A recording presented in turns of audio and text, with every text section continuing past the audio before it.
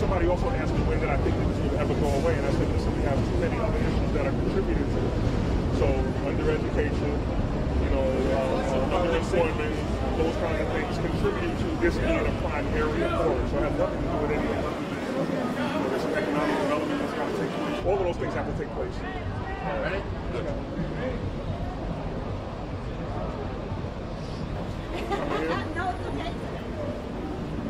You ready? So, good afternoon. I got to get you guys in. That's fine. I got to get you in. Okay, we'll see you next year. Okay. So, good afternoon. My name is Councilmember Robert Cornegy. Unfortunately, we're here today after a weekend where 5 other people overdosed from K2. We've seen this area obviously be an epicenter for the use of K2, and there's many reasons for that.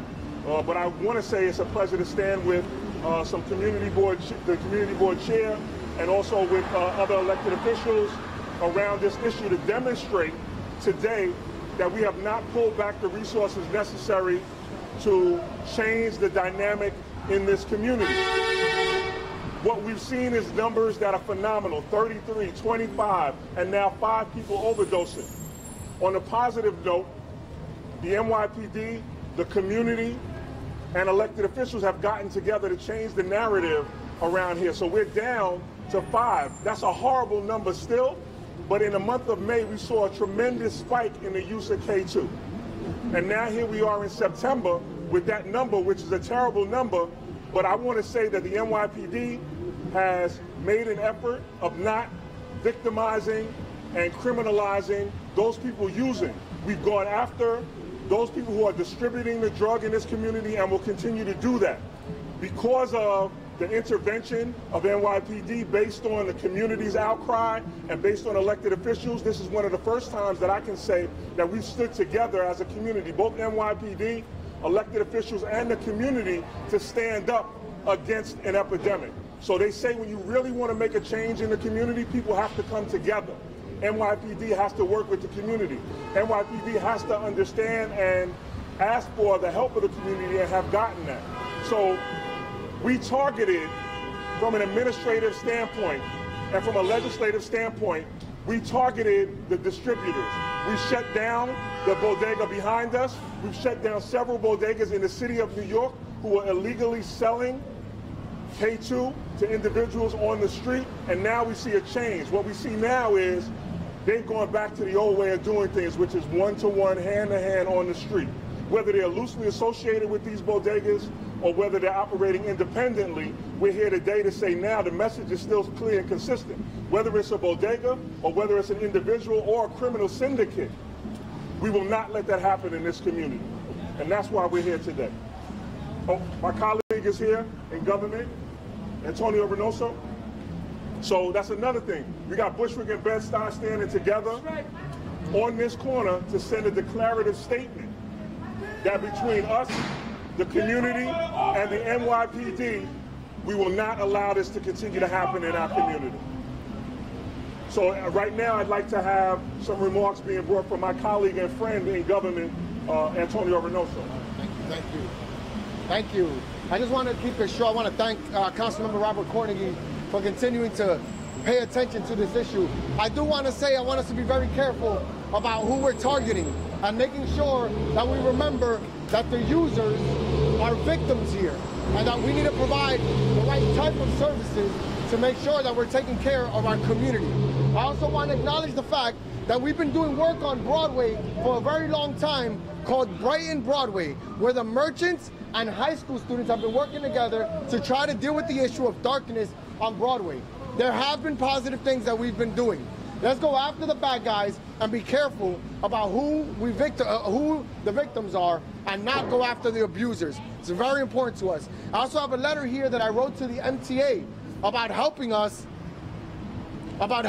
brighten Broadway. We need more lights under these stations. We need to make sure that we have an environment that is conducive to a positive neighborhood, a positive corridor. I was rejected by the MTA saying that they had other priorities. We need to work together, and I'm happy to see Bed-Stuy and Bushwick standing as one, making sure that we're going to handle this issue. And in Spanish, very quickly, estoy feliz que estamos aquí al lado del concejal Robert Cornegy, representando Bed-Stuy y yo en Bushwick, para resolver el problema que tenemos sobre el uso de droga en este bloque, aquí en Bushwick. Pero tenemos que recordarnos que los que están usando la droga son víctimas, que ellos no son el problema es la gente que están vendiendo este producto.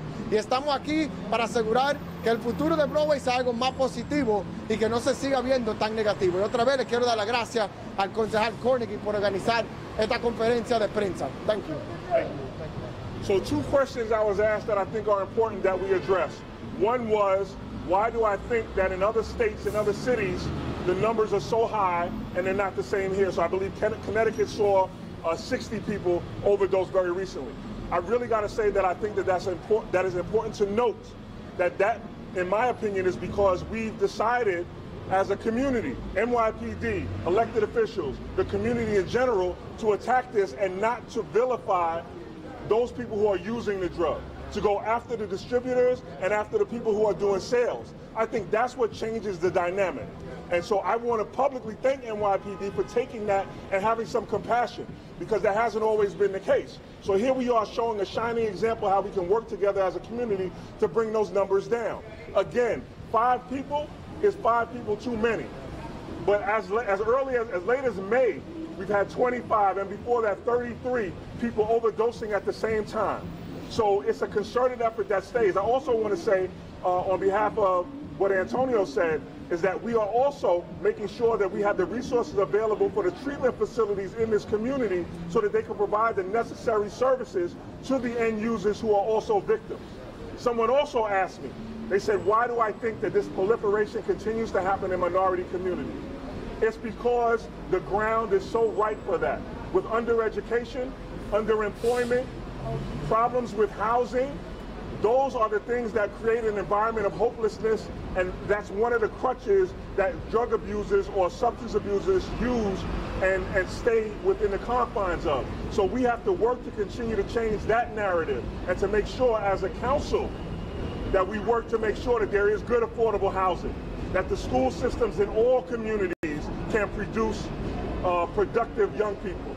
And so while we're working on the enforcement issues, we're making sure we're not enforcing against those people who need our help the most. And I think that's important. Oh, I'm sorry.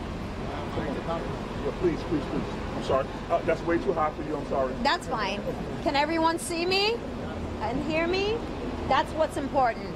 I'm Assemblywoman Maritza Davila. I represent the 53rd District. Actually, this side of the block is actually in my district.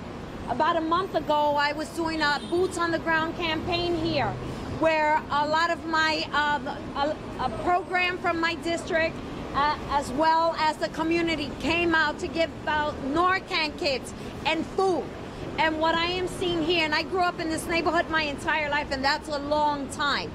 What I am seeing here is the mobilization of the police department, our council members coming together. However, we're missing a big part. We need those services on this block.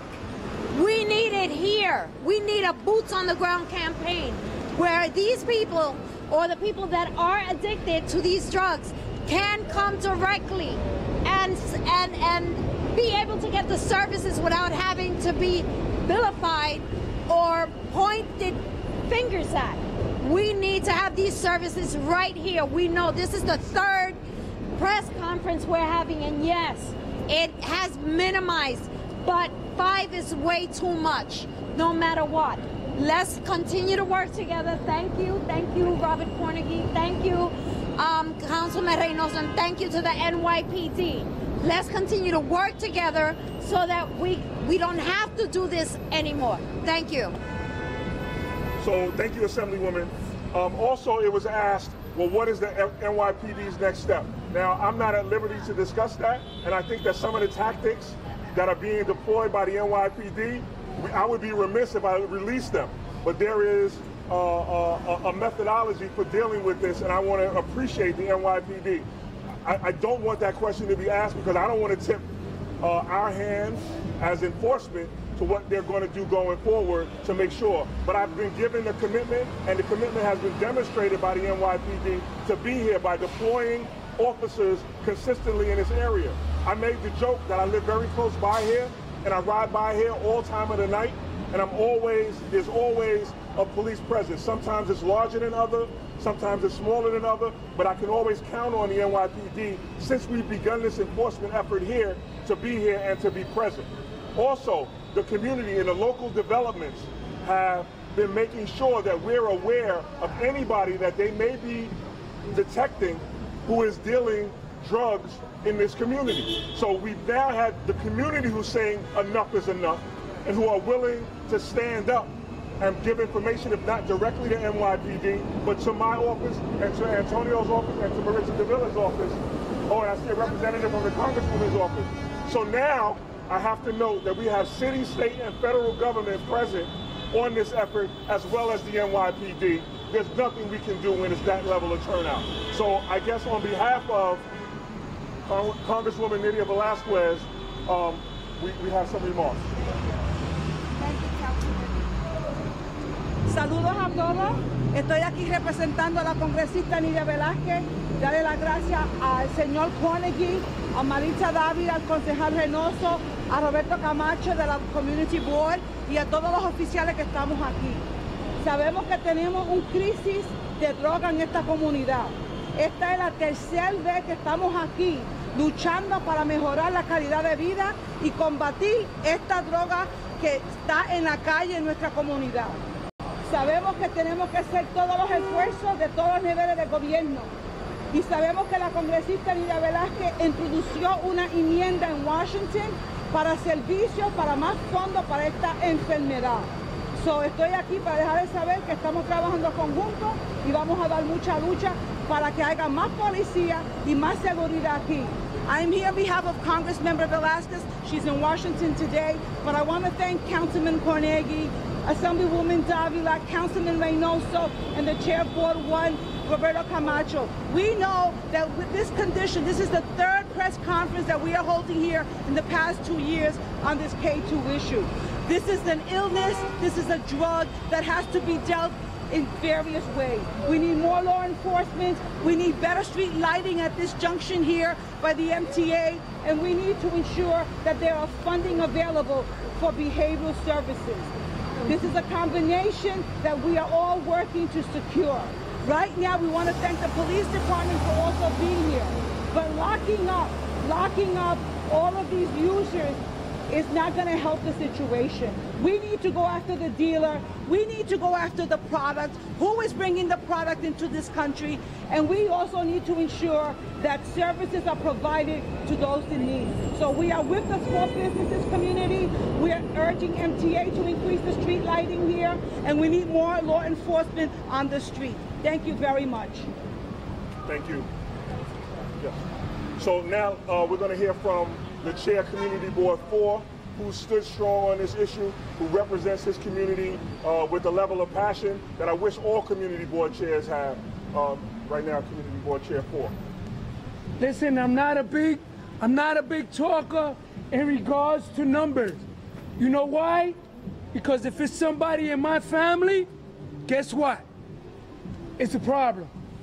We need to address these issues not now, but right now. Latinos and blacks have been disenfranchised. Our people need the services. Bed-Stuy and Bushwick need the services here. We gotta stop drawing the line.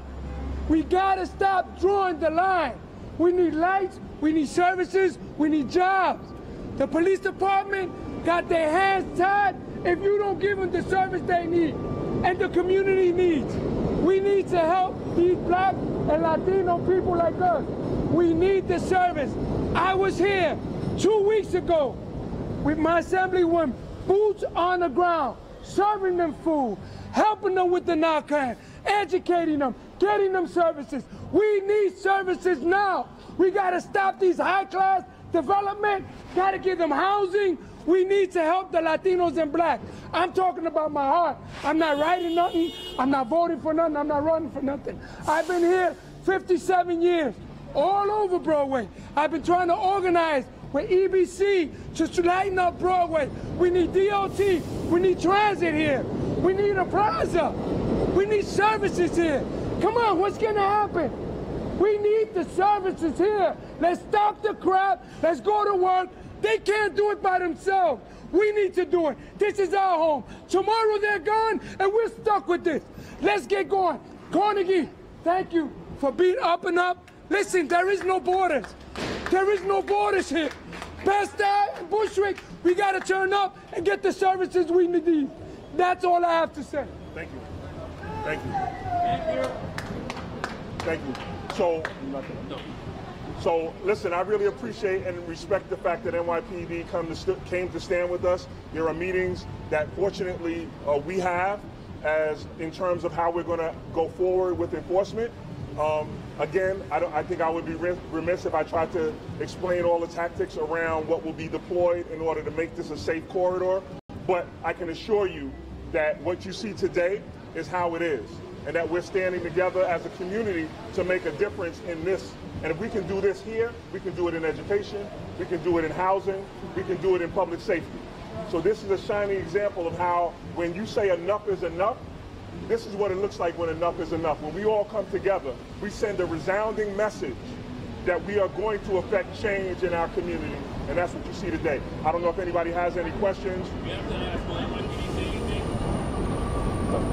So, no, NYPD is not going to make a comment here today, but their presence is a statement. So let's be clear, there have been many occasions where we needed to stand with NYPD, and for whatever reason, the bureaucracy didn't allow that.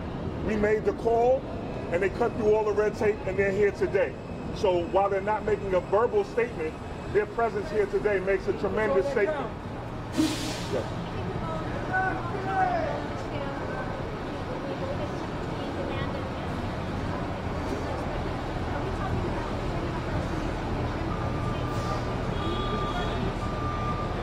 Yeah, no, we're saying that this environment is right for what we see in terms of abuse, both substance and alcohol, when all those other things are present. Statistics show that when there's undereducation, underemployment, the lack of affordable housing, this is what you find. So this is not an anomaly. When you have those things present, the result is always either negative interaction with law enforcement or substance abuse or all of the above. So what we know is that while we're asking the NYPD to do their part is only a part. The other part is services need to be available for the end user. Because locking people up, as mentioned earlier, is not the answer. Providing affordable housing is an answer. Providing good quality education that leads to great jobs is the answer. Mental health and behavioral services are the answer. So to have a concerted effort around that will certainly change the dynamic here as it relates to K2, but the dynamic in our communities overall. So this is just a jumping off point for what we need to be exercising as a community, which are a concentration of those services where they're needed. And they're clearly needed right here in this commercial corridor.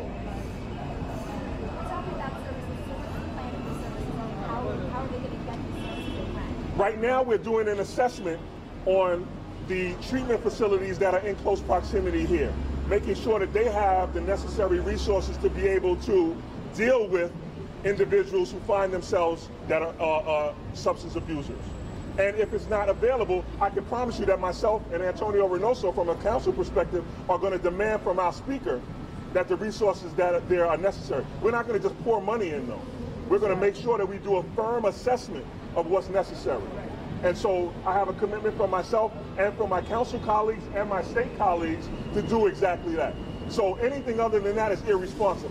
So to do a firm get a firm grasp and handle on what the needs are from a behavioral health perspective and from a substance abuse perspective. There are many treatment facilities within a 1 mile radius of where we stand today. Are they meeting their mission and vision statement? Do they have the resources that are necessary to deal with this epidemic is what we need the answer to.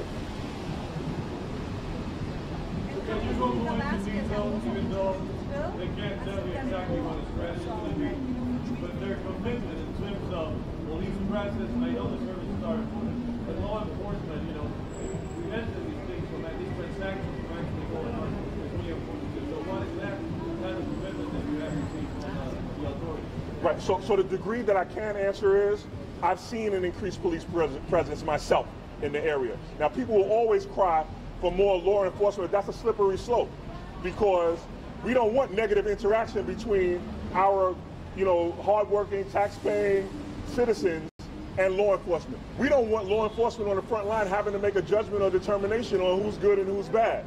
So what we want to do is our part as elected officials and as a community in identifying those individuals that are operating outside of the confines of what we believe to be a safe community. And we know who they are.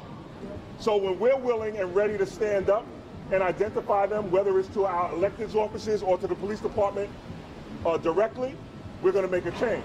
But to put the onus solely on the NYPD is creating an environment that's very difficult to live in. So I don't want to over-enforce. I really don't. I want the police to be able to do their job, but in concert with a community that's willing to volunteer the information necessary so that they can act responsibly and we can all live safely in this community.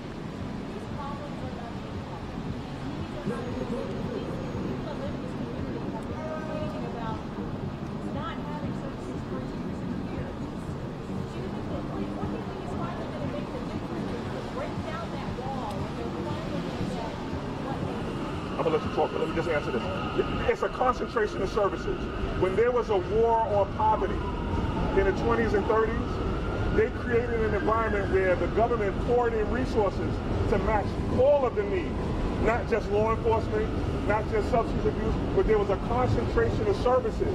And when that happened, settlement houses were created and work employment programs were created. But there was a concentration of services. I'm demanding from government, city, state, and federal a concentration of services, not one thing, not one-offs. We can actually walk and chew gum at the same time. So we can actually have positive law enforcement coupled with all of the services simultaneously. So if you flooded this neighborhood, not with drugs, but with positive services, behavioral health services, where somebody was out here on the corner handing out flyers for discreet, volunteer behavioral services, people would accept that. Substance abuse, housing, education. Until we do that, they said this was the 3rd press conference, we'll be doing 3 more until we do that. And so that's what I want to say right now today is that this effort has to be concerted and all of the services have to be concentrated into an area. When they did that around poverty, and there was a war on poverty, and they were serious about eradicating poverty in the 20s and 30s, they did that because there was a concentration of services. We have to do the same thing. I think we have an administration that's willing to do that. I know we have a council. Our state colleagues have committed, and our federal colleagues. We have some of the hardest working federal colleagues between Nydia Velasquez and on my side, Hakeem Jeffries. I mean, they're up against a lot in D.C. I understand that, and we respect and appreciate that. I want to share that Congresswoman Velasquez introduced the Synthetic Drug Prevention, Treatment, and Education Act last year. Last year, Congresswoman Velasquez introduced the Synthetic Drug Prevention, Treatment, and Education Act, and it is a bill to enforce more federal resources to educate the public and the community on local drug issues and drugs like K2, and also to increase funding to community-based organizations and to increase funding to the CDC and drug enforcement, DEA, for the sake of coming out and initiating a national campaign against this type of drugs in our community. So it is a bill that the member introduced. It has wide support here in Brooklyn and on a national level, and we're working to move this ahead in this cycle. As you know, we know what's happening in Washington, but it is one of her key bills on this drug. Thank you. So if there aren't any more questions, a lot of us got to get back to work because there's a lot of work that needs to be done on this. So I want to thank you all for coming out and let you know that the last partner in all of this is the media. So when you send out the messages about what's happening here, it changes the way people view it. So I want to thank you for having this much media around an issue that seems like it's only germane to minority communities, but it's not. Designer drugs and pill use is up across the country. In other pockets of the city of New York, there are other drugs that are taking hold in places like Staten Island. So drug use in general is up. It's not only a minority community, but we believe that we have an answer for it, and that's our partnership with NYPD, plus a concentration of services and collective concentration of services in areas like this. Thank you. Okay, thank you. Thank you. Sorry. How many I said?